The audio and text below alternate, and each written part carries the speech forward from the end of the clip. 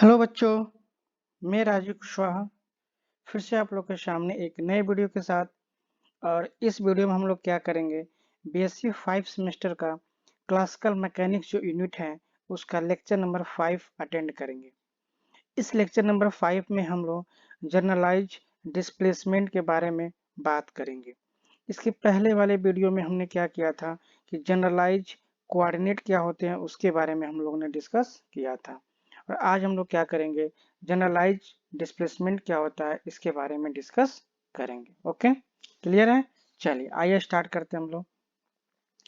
देखिए बच्चों, क्या है कि जब हम लोग इसमें generalise velocity, generalise coordinate, generalise displacement, generalise acceleration, ये सब चीज़ों को पढ़ना है तो हमको सबसे पहले क्या होना चाहिए कि हमें जनरलाइज कोऑर्डिनेट के बारे में पता होना चाहिए कि जनरलाइज कोऑर्डिनेट क्या होता है।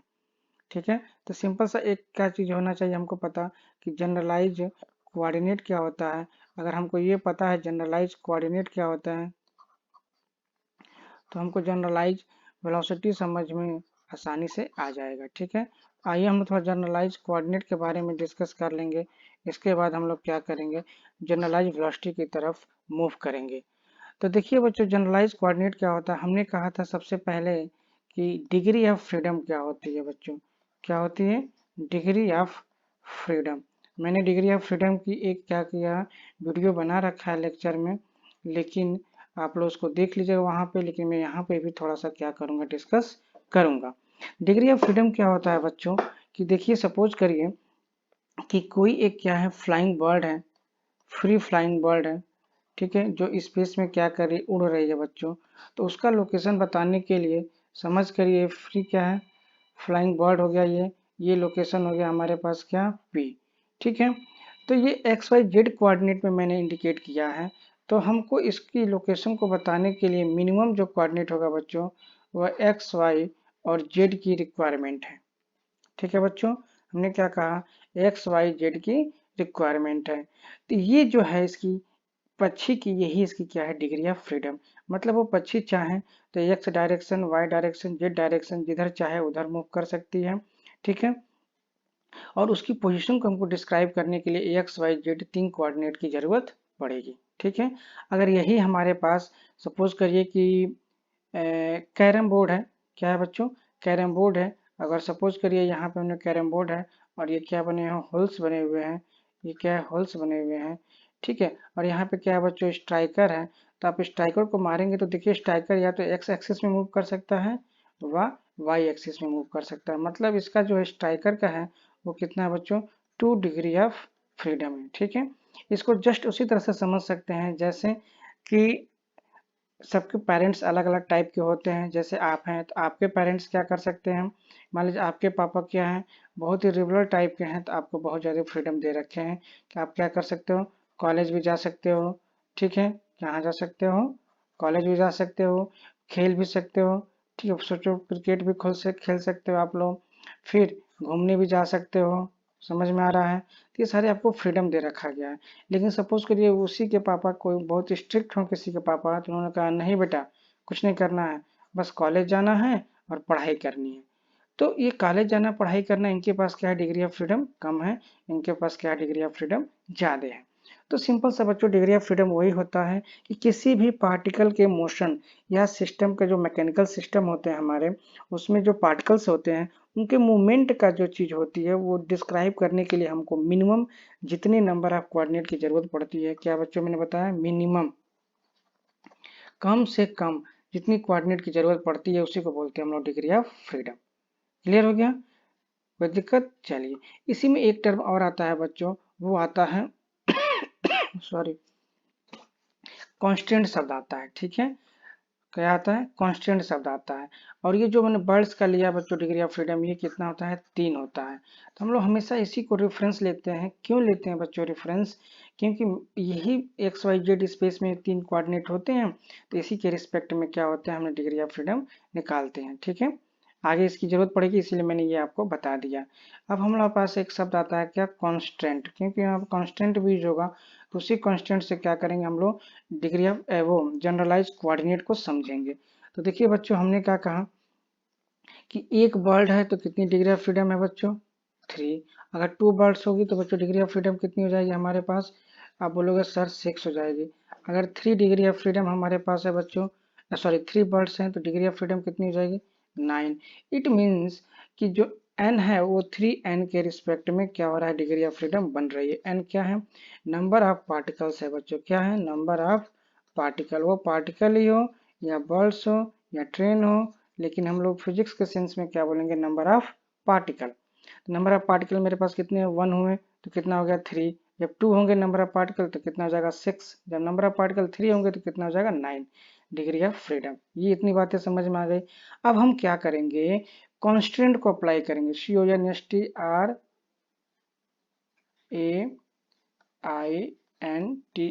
कांस्टेंट अप्लाई करेंगे। कांस्टेंट मतलब क्या होता है बच्चों? कंडीशन। क्या करेंगे बच्चों? कंडीशन अप्लाई करेंगे। मतलब कांस्टेंट को, कंडीशन को हम लोग फिजिक्स में क्या है, क्लासिकल मैकेनिक्स में कौन सा शब्द यूज करते हैं? हम कांस्टेंट यूज करते हैं। कांस्टेंट मतलब रेस्ट्रिक्शन, कंडीशन। जैसे कहा जाता है आपको ये नहीं करना है, ठीक है। आपको जैसे कि सिनेमा देखने नहीं जाना है, आपको बस कॉलेज जाना है, तो सिनेमा देखने नहीं जाना है, ये क्या लग गया बच्चों? आप पे रेस्ट्रिक्शन लग गया। क्या लग गया बच्चों? रेस्ट्रिक्शन लग गया। और ये रेस्ट्रिक्शन क्या कहलाता है? कॉन्स्टेंट कहलाता है। क्लियर हुआ? तो आइए देखिए क्या होता है। जब हम लोग कांस्टेंट लगा देते हैं किसी भी सिस्टम पे, या आप पे ही लग जाए, CONSTRAINTS कांस्टेंट जब लगता है, इसको हम लोग क्या करते हैं? स्मॉल k से रिप्रेजेंट करते हैं। जो डिग्री ऑफ फ्रीडम होती है बच्चों, वो क्या होती है? रिड्यूस हो जाती है। सपोज करिए पहले डिग्री ऑफ फ्रीडम कितनी थी? 3n थी। अब उस पे हमने कांस्टेंट लगा दिया, मतलब उसके मोशन में हमने कमी कर दिया। तो ये जो मिलता है बच्चों हमारे पास, यही होता है क्या? Generalise coordinate. क्या होता है बच्चों? Generalise coordinate. इतनी बातें समझ में आ गई? ठीक, कैसे? तो देखिए मैं एग्जांपल दे रहा हूँ। सबसे सिंपल एग्जांपल मैं किसका दे दूं आपको? पेंडुलम का मैं दे रहा हूँ, ठीक है। या एक पार्टिकल का मैं दे रहा हूँ जो क्या है हमारे पास एक्स वाई प्लेन में मूव कर रहा है। किस वाले प्लेन में मूव कर रहा है बच्चों? एक्स, और ये हो गया वाई प्लेन में मूव कर रहा है। यहाँ पे कोई पार्टिकल है बच्चों पी, जिसका पोजीशन कोऑर्डिनेट, कार्टेशियन कोऑर्डिनेट क्या हो जाएगा? X comma y. मैं बार बार बोल रहा हूँ कार्टेशियन कोऑर्डिनेट सिस्टम, ये भी ध्यान रखेगा। CARTESIAN Cartesian coordinate, COORDINATE coordinate system, ठीक है। कार्टेशियन कोऑर्डिनेट है ये। यहाँ पे कोई पॉइंट P है जिसका लोकेशन क्या है बच्चों? x comma y. अब ये इसकी डिग्री ऑफ फ्रीडम कितनी होगी बच्चों? इसकी डिग्री ऑफ फ्रीडम, पार्टिकल कितना है? नंबर ऑफ पार्टिकल 1, ठीक है। यहाँ पे मैं लिख दूँ इस केस में number of particle, number of particle कितना है बच्चों? 1। और क्या है? डिग्री ऑफ फ्रीडम कितनी हो गई यहाँ पे? देखिए क्या दिख रहा है? 2। कितना है यहाँ पे? 2, ठीक है। लेकिन जब रिस्ट्रिक्शन लग जाएगा बच्चों तो इसकी डिग्री ऑफ फ्रीडम क्या हो जाएगी? घट जाएगी, ठीक है। क्या हो जाएगा? डिग्री ऑफ फ्रीडम इसमें कितना है बच्चों? 2। लेकिन जब रिस्ट्रिक्शन लगने के बाद जो डिग्री ऑफ फ्रीडम होती है, ठीक है, ये हो जाएगी डिग्री ऑफ फ्रीडम कितनी है बच्चों? यहाँ पे 2। और यहाँ पे कांस्टेंट क्या होगा बच्चों? कांस्टेंट CONSTRAINTS कांस्टेंट, ये कौन करेगा अप्लाई? हम करेंगे बच्चों। तो कांस्टेंट हमने क्या लगा दिया कि ये जो हमने एक लगा दिया कांस्टेंट, क्या? ये सर्कुलर पाथ में मूव करेगा, सर्कुलर पाथ में मूव करेगा। ये हमने कांस्टेंट अप्लाई कर दिया। कांस्टेंट क्या कर दिया बच्चों? इम्पोज कर दिया। कांस्टेंट वाले लेक्चर में मैंने आपको डिटेल बताया है। कांस्टेंट क्या कर दिया हमने? इम्पोज कर दिया। कितने का? एक कांस्टेंट, वो मैंने लगा दिया यहाँ पे। चलिए, तो मैंने यहाँ पे कांस्टेंट अप्लाई कर दिया कि भाई तुम सर्कुलर मोशन में मूव करो। चलो, अब देखिए जब ये सर्कुलर मोशन में मूव करेगा बच्चों, तो अब इसके पास एक और हमारे पास क्या मिल जाएगा? कोऑर्डिनेट मिल जाएगा, जिससे क्या कर सकते हैं हम लोग? इस पार्टिकल की पोजीशन को बता सकते हैं। पहले तो हमारे पास ये था P ब्रैकेट में x कमा वाई, जो किसी पार्टिकल का पोजीशन बताएगा, ठीक है। जैसे बता दिया इसने, चलो यहाँ पे ये x दूरी पे है, ठीक है। और ये बता दिया यहाँ पे क्या है? y दूरी पे है। बात समझ में आ गई? ये क्या होगा हमारे पास? O। क्लियर हो गया? अब देखिए, अब जब हमने एक कंडीशन लगाया बच्चों, कांस्टेंट लगाया कि तुम सर्कुलर पाथ पे मूव करो, तो इसने सर्कुलर पाथ पे मूव करना शुरू कर दिया। तो जब सर्कुलर पाथ से मूव किया तो हमारे पास एक और कोऑर्डिनेट मिल गया जिससे हम पार्टिकल की पोजीशन को पता कर सकते हैं, वो हो गया हमारे पास थीटा। हम कहेंगे अच्छा थीटा यहाँ पे है तो चलो इतने हैं, मान लो कुछ समय बाद यहाँ पे हो गया तो ये थीटा हो गया, तो भी हम पोजीशन पता कर सकते हैं। और साथ में क्या है, आर है, सर्कुलर पाथ है बच्चों, क्या है सर्कुलर पाथ है, तो आर क्या हो जाएगा मेरे पास, मैं यहाँ पे लिख दूँ स्मॉल आर बच्चों, रेडियस, रेडियस क्या हो जाएगा बच्चों, रेडियस फिक्स हो जाएगा, क्या हो जाएगा, रेडियस फिक्स हो गया। तो ये इसी पाथ पे मूव करता रहेगा, बस ये थीटा बदलेगा, तो कभी यहाँ पे रहेगा तो थीटा निकाल लेंगे, पार्टिकल कभी यहाँ पे तो थीटा निकाल लेंगे, पार्टिकल कभी यहाँ पे तो थीटा निकाल लेंगे, पार्टिकल यहाँ पे तो कभी थीटा निकाल लेंगे, पार्टिकल यहाँ पे तो कभी थीटा निकालेंगे। मतलब कहने का मतलब ये है कि इस थीटा से भी क्या कर सकते हैं हम लोग, इस पार्टिकल का पोजिशन पता कर सकते हैं। तो पहले हमें कितने कोऑर्डिनेट की जरूरत पड़ती थी बच्चों, 2। अब मिनिमम कोऑर्डिनेट कितना हो गया मेरे पास, जिससे हम पार्टिकल का पोजीशन पता कर लें, मोशन पता कर लें बच्चों, वह है थीटा। इसी को बोलते हैं हम लोग क्या, जनरलाइज कोऑर्डिनेट। समझ में आई बात। जो डिग्री ऑफ फ्रीडम होती है बच्चों, ठीक है, क्या होती है बच्चों, जो डिग्री ऑफ फ्रीडम होती है, जब उसमें हम लोग कांस्टेंट अप्लाई करते हैं, कांस्टेंट अप्लाई किए, यहाँ पे डिग्री ऑफ फ्रीडम कितनी थी बच्चों, यहाँ पे 2, कितनी थी बच्चों, 2। और हमने एक कांस्टेंट अप्लाई कर दिया कि तुम्हें सर्कुलर पाथ पे मोशन करना है, तो हमारे पास क्या हो गया, 2 - 1 = 1। तो यही हमारे पास क्या हो गया, जनरलाइज कोऑर्डिनेट। मतलब जो विदाउट कांस्टेंट होती है डिग्री ऑफ फ्रीडम बच्चों, जब उसमें से हम लोग कांस्टेंट अप्लाई करने के बाद जो डिग्री ऑफ फ्रीडम आती है, ये देखिए ध्यान से समझिएगा, ये भी डिग्री ऑफ फ्रीडम है, ये भी डिग्री ऑफ फ्रीडम है बच्चों, बट जो 3n है डिग्री ऑफ फ्रीडम, वो विदाउट कांस्टेंट है, और जो f डिग्री ऑफ फ्रीडम है विथ, वो जो है विथ कांस्टेंट है। और जो विथ कांस्टेंट होती है जो डिग्री ऑफ फ्रीडम बच्चों, वही हमारे पास होती है जनरलाइज कोऑर्डिनेट। क्लियर हो गया, क्योंकि वही मुझे बताता है मिनिमम नंबर ऑफ कोऑर्डिनेट। तो ये बात हमें समझ में आ गई जनरलाइज कोऑर्डिनेट। तो हम लोगों ने पढ़ रखा है जनरलाइज कोऑर्डिनेट के लेक्चर में, मैं अब डिटेल नहीं बताऊंगा क्योंकि वीडियो लेंदी हो जाएगी, हमें वेलोसिटी वो डिस्प्लेसमेंट पे भी जाना है। तो जनरलाइज जो कोऑर्डिनेट होता है बच्चों, उसको हम लोग पोजीशन, ये सब क्या है बच्चों, ये सारा पोजीशन है, जिसको हम पोजीशन वेक्टर बोलते हैं आर। यहाँ पे ये भी क्या है, पोजीशन वेक्टर आर ओ से, यहाँ पे भी पोजीशन वेक्टर आर ओ से। तो हम लोग इसको ऐसे एक्सप्रेस कर सकते हैं, कैसे, आर आई पोजीशन वेक्टर बराबर आर आई पोजीशन, ये जो पोजीशन है वो जनरलाइज कोऑर्डिनेट मेरा हो गया Q1 Q2 dot dot dot Q F. F क्या है बच्चों, हमारे पास डिग्री ऑफ फ्रीडम है, और हमने यहाँ पे ले लिया टाइम टी। इस तरह से क्या कर सकते हैं हम लोग, जनरलाइज कोऑर्डिनेट को रिप्रेजेंट करते हैं बच्चों। ये देखिए पोजीशन ही है मेरे पास, क्या है बच्चों, पोजीशन वेक्टर, ये भी क्या है, पोजीशन वेक्टर। मैथ में पढ़ते हो ना, फंक्शन ऑफ, फंक्शन क्या हो जाएगा, एक्स वाई जेड, पढ़ते हो ना बच्चों। सेम वही चीज हमने भी यहाँ पे लिखा है कि पोजीशन चूंकि आर है, तो आर ऑफ किसका है, generalise coordinate Q1 Q2 Q3 Q4 QF dot dot dot dot T. ठीक है, समय है, इतनी बातें समझ में आ गई। तो ये क्या हो गया, मेरा बेसिक हो गया। ठीक है, कि डिग्री ऑफ फ्रीडम क्या होती है, कांस्टेंट क्या होती है, और जनरलाइज कोऑर्डिनेट कैसे निकलता है। ठीक है, और भी सारे मैंने एग्जांपल बता रखा है, वो आप हमारे प्रीवियस लेक्चर में देख सकते हैं। ठीक है, आइए अब आते हैं, आगे बढ़ते हैं। अब हमको क्या करना है, जनरलाइज डिस्प्लेसमेंट पढ़ना है। तो इसके लिए हमें एक चीज और जानना जरूरी है जो आपको हेल्प करेगा ये समझने में एक्सप्रेशन को, इसीलिए जो मैं पहले बता दिया हूँ, जो जो टॉपिक उसके अंदर आपको दिक्कत करेगी। देखिए यहाँ पे सपोज करिए मैथ में आप लोग लिखते हो क्या, F of function of X Y Z. Suppose करिए कोई फंक्शन है, तो इसको हम लोग पढ़े हुए हैं, इल्यूर्स फार्मूला एक पढ़ते हैं बच्चों, क्या पढ़ते हैं, इलर्स फार्मूला या इल्यूर्स फार्मूला, जो आप जिस तरह से प्रोनाउंसिएशन कर सकते हैं, इलर्स फार्मूला या इलर्स थ्योरम, इलर्स फार्मूला या इलर्स थ्योरम, EULERS, इलर्स फार्मूला या इलर्स थ्योरम। जब उसमें इस तरह से कोई फंक्शन हो तो उसको कैसे हम लोग लिख सकते हैं, देखिए हम दो तरह से लिख सकते हैं। अगर हमें डेरिवेटिव के फॉर्म में लिखना है, मतलब कंप्लीट डेरिवेटिव, तो हम ऐसे लिखते हैं डी एफ अपान, ध्यान से इसको देखिएगा बहुत ज़्यादा यूज है, del F upon del X. ठीक है, यहाँ पे क्या है बच्चों, डी एफ लिखे हैं, तो फिर हम लोग यहाँ पे क्या कर देते हैं, डी एक्स कर देते हैं, plus del F upon del Y, और फिर हम लोग यहाँ पे क्या कर देते हैं, डी वाई। ये लिखने का तरीका है। हम सब ये मत पूछेगा कि सर ये कैसे आया, क्योंकि ये डायरेक्ट फार्मूला को मैं यूज करूंगा।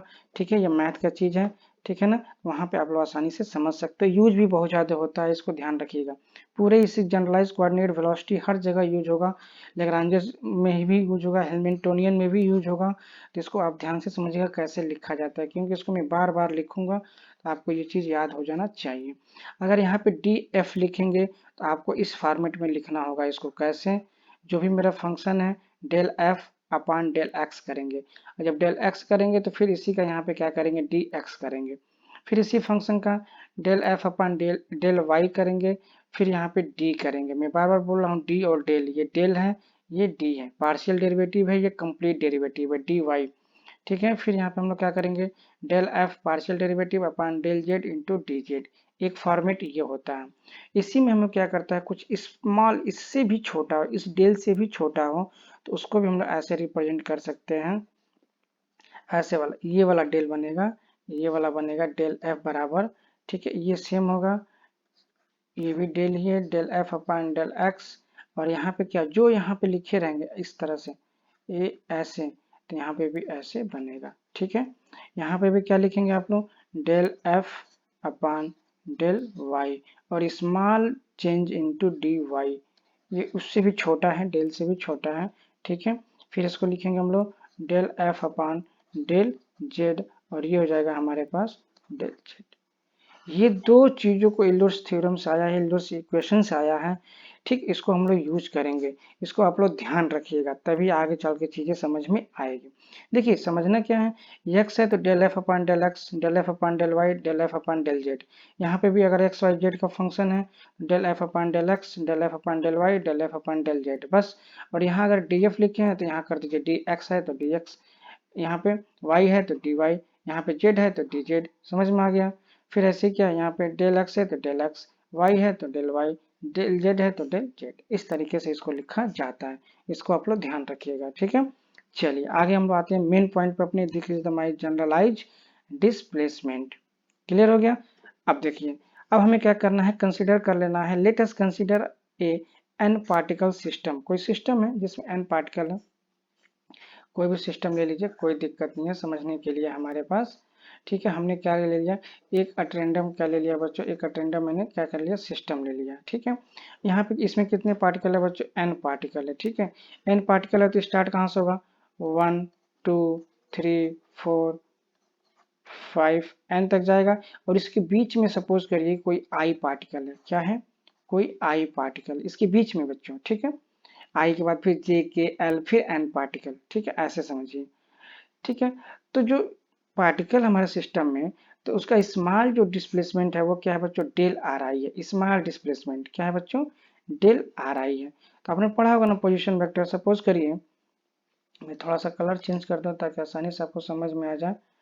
ठीक है, देखिए मैं क्या बताना चाह रहा हूँ, सपोज करिए ये है जो, यहाँ पे एक ये पार्टिकल हो गया। ठीक है, और यहाँ पे क्या हो गया, एक और पार्टिकल हो गया। ठीक है, अब यहाँ से लेके यहाँ तक का जो डिस्प्लेसमेंट है बच्चों, उसको मैं क्या कह रहा हूँ, उसको मैं कह रहा हूँ डेल आर आई, क्योंकि आई पार्टिकल को मैंने लिया है। अगर वो पहला पार्टिकल होता तो क्या हो जाता है बच्चों, डेल आर वन। दूसरा पार्टिकल होता तो क्या होता है, डेल आर टू। डिस्प्लेसमेंट बच्चों क्या लिखा गया है, डिस्प्लेसमेंट, मतलब पार्टिकल जो है यहाँ से यहाँ डिस्प्लेसमेंट में, मान लो एक पार्टिकल यहाँ पे है, एक पार्टिकल यहाँ पे है, तो ये पार्टिकल यहाँ से यहाँ डिस्प्लेसमेंट हुआ। ठीक है, तो डिस्प्लेसमेंट वेक्टर या डिस्प्लेसमेंट वेक्टर क्या हो गया हमारे पास, कि डेल आर आई। ठीक है, डिस्प्लेसमेंट वेक्टर समझ में आ गया।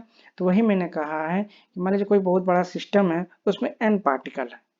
ठीक है, कितने पार्टिकल है बच्चों, एन पार्टिकल है, उसमें से मैंने किसी आई पार्टिकल का, ध्यान से समझिएगा, कितने पार्टिकल है सिस्टम में, एन पार्टिकल है। बच्चों को बहुत कंफ्यूजन होता है कि सर यहाँ पे एन लिए हैं फिर आई क्यों लिख रहे हैं। ठीक है, तो हमने क्या कहा, कोई सिस्टम है जिसमें पार्टिकल कितने हैं, एन पार्टिकल है, उस एन पार्टिकल में से कोई आई पार्टिकल नाम का है, जैसे 2 नाम का है, जैसे 3 नाम का है, जैसे R10 नाम का है, R11 नाम का है, R20 नाम का है।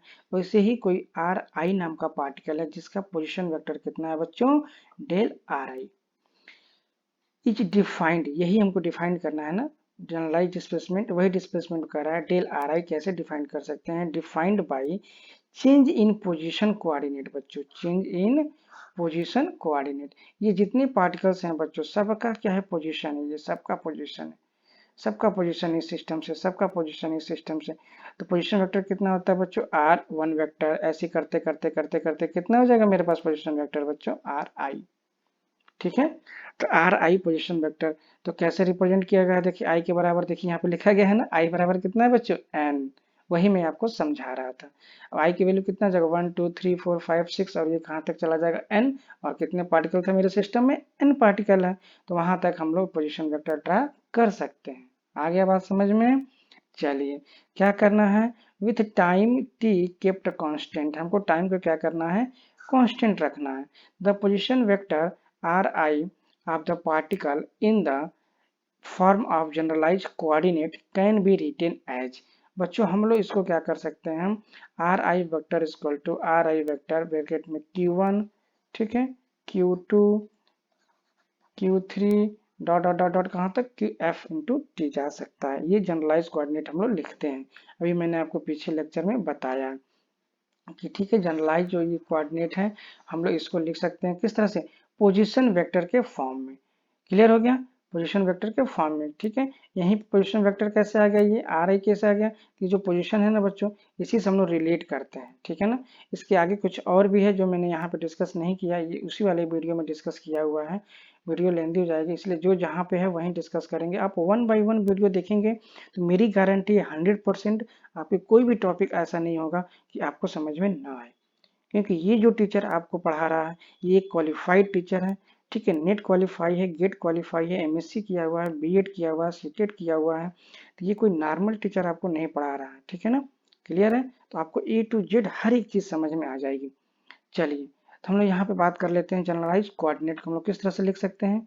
Are I vector equal to R I vector Q1 Q2 Q3 dot dot dot dot QF into T. कितनी बातें समझ में आ गई, और ये सारी बातें समझ में आ गई पोजीशन वेक्टर कैसे क्या हो रहा है। ठीक है, चलिए अब बच्चों आप लोगों ने पढ़ रखा है, क्या पढ़ रखा है बताइए, कि जब हमको डिस्प्लेसमेंट पता रहती है बच्चों, क्या अगर हमको डिस्प्लेसमेंट पता रहता है, अगर हमको डिस्प्लेसमेंट क्या हो गया हमारे पास डिस्प्लेसमेंट पता रहता है, सॉरी कोऑर्डिनेट जो है हमारे पास एक्स वाई जेड, तो ये जो कोऑर्डिनेट की जो यूनिट होगी बच्चों, या जो डिस्टेंस मान लीजिए एक्स हो गया तो सेंटीमीटर में होगा, वाई जो होगा तो सेंटीमीटर में होगा, जेड जो होगा तो सेंटीमीटर में होगा। जो तो जनरलाइज जो कोऑर्डिनेट भी बनेगा बच्चों, या जनरलाइज जो डिस्प्लेसमेंट बनेगा बच्चों, तो डिस्प्लेसमेंट में क्या होगा एक ही डायरेक्शन में होगा ना, तो उसका यूनिट भी क्या हो सकता है सेंटीमीटर मीटर। समझ रहे हैं कि नहीं जैसे मैं ये समझाना चाह रहा हूँ कि जो जनरलाइज जो कोऑर्डिनेट है तो जो उसकी वैल्यू है वो एक यूनिट में स्क्वायर में नहीं है, क्यूब में नहीं है, मतलब वन डायमेंशनल जैसे सेंटीमीटर में, सेंटीमीटर स्क्वायर नहीं है। तो इसका जो यूनिट होता है बच्चों वही क्या होगा हमारा डिस्प्लेसमेंट का भी होता है जैसे सेंटीमीटर, एक ही यूनिट होता है। ठीक है, यही बताना चाह रहा हूँ। तो अब यहाँ पे देखिए, तो इसको हम लोग क्या करेंगे, जो जनरलाइज मेरे पास कोऑर्डिनेट है तो हमको इसमें जनरलाइज डिस्प्लेसमेंट निकालने के लिए क्या कर देंगे, इलर्स वाला जो थ्योरम हम लोग पढ़े रखे हैं उसी को क्या कर देंगे यहाँ पे अप्लाई कर देंगे। ठीक है, क्या कर देंगे हम लोग यहाँ पे अप्लाई कर देंगे इलर्स वाले थ्योरम को। तो कैसे इलर्स वाले थ्योरम को अप्लाई करेंगे, हम लोग पीछे पढ़े हुए हैं ना। ठीक है, हम लोग पीछे क्या पढ़े हुए हैं देख लीजिए, इलर्स थ्योरम ये दोनों पढ़े हुए हैं हम लोग। तो हमको क्या चाहिए ये वाला अप्लाई करना है, क्यों, क्योंकि हमको डिस्प्लेसमेंट चाहिए। कैसा डिस्प्लेसमेंट चाहिए, बहुत स्मॉल डिस्प्लेसमेंट चाहिए बच्चों। क्या चाहिए स्मॉल डिस्प्लेसमेंट, हम लोग कौन सा प्रेफर करेंगे, डेल आर आई वाला क्या करेंगे हम लोग प्रेफर करेंगे। क्लियर हो गया कि नहीं ये बात। चलिए आइए देखिए क्या होता है। ठीक है, तो यहाँ पे हम लोग क्या करते हैं लिखना शुरू करते हैं। यहाँ पे ये तो कोऑर्डिनेट हम लोग लिख सकते हैं। अब हम लोग क्या करेंगे अप्लाई इलर्स फार्मूला, क्या कर देंगे हम लोग अप्लाई इलर्स, अप्लाई इलर्स फार्मूला। तो अप्लाई जब इलर्स फार्मूला करेंगे तो अप्लाई करने के बाद देखिए ये आर आई क्या बन जाएगा हमारे पास, क्या बन जाएगा यहाँ पे del R I.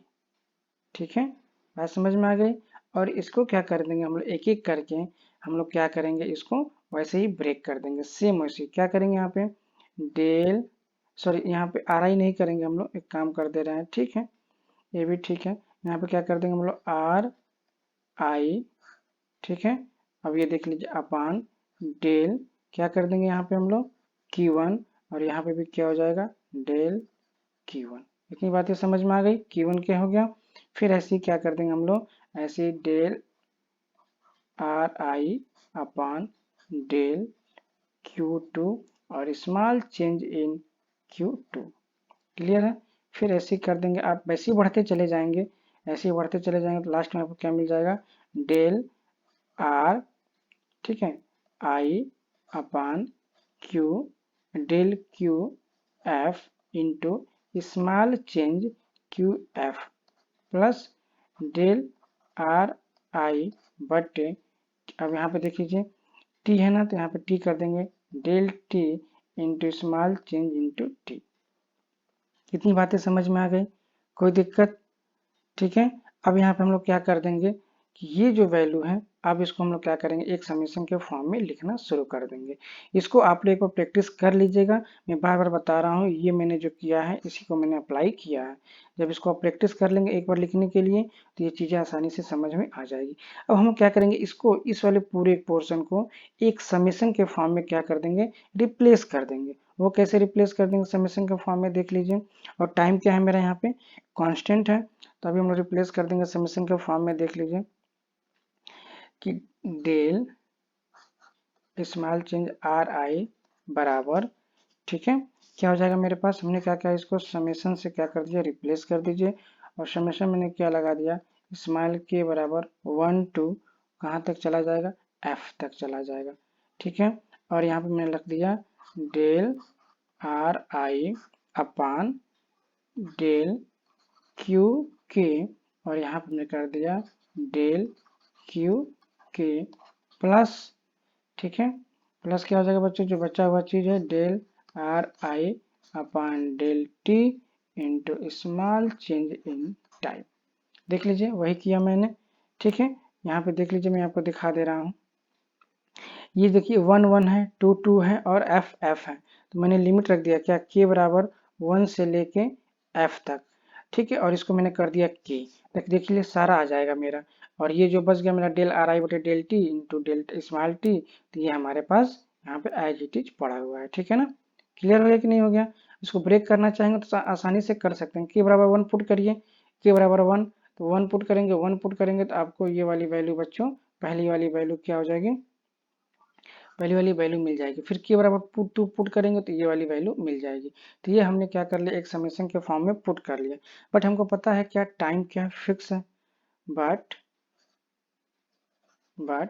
We know that हम लोग क्या जानते हैं कि टाइम क्या है कांस्टेंट फिक्स है कि टी इक्वल टू क्या है कांस्टेंट या फिक्स। तो ये वाली जो वैल्यू हो जाएगी वो क्या हो जाएगी चेंज जो टी में जो चेंज हो रहा है बच्चों small change in time T वो क्या हो जाएगा जीरो। जब ये जीरो हो जाएगा तो पूरी की पूरी क्या हो जाएगी क्वांटिटी जीरो हो जाएगी। तो हमारे पास क्या बच जाएगा बच्चों डेल आर आई बराबर समेशन ठीक है के बराबर 1 से कहाँ तक जा रहा है बच्चों एफ तक जा रहा है और ये हो जाएगा हमारे पास डेल आर आई ठीक है बटे del Q K into small change in Q K. यही मेरा क्या हो गया बच्चों generalise displacement very very important. ठीक है। यहाँ पे मैं एक लाइन लिख दे रहा हूँ क्या द आप लोग भी एकदम ऐसे ही लिखिएगा the variation in generalised variation in generalized coordinate the variation in generalized coordinate कौन जनरलाइज कोऑर्डिनेट बच्चों क्यू की क्या है बच्चों क्यू की ठीक है ना। ये जो है जनरलाइज कोऑर्डिनेट क्यू के इसी को बोलते हैं हम लोग क्या आर